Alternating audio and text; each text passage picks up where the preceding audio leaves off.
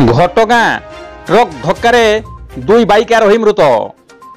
घटगां माँ तारिणीकर आलती देखी राति 8:30 जाजपुर जिला नछीपुरा को बाइक रे फेरुथिबा 3 जन युवक को बालीजुड़ी ठारे NH 20 रे पछरु एक ट्रक धक्का देथिला।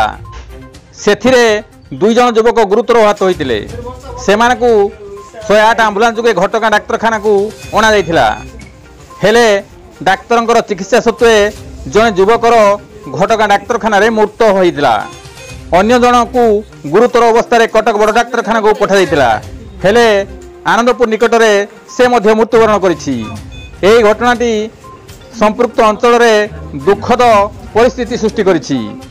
गोविंद राउत का रिपोर्ट, केडी न्यूज ओडिया।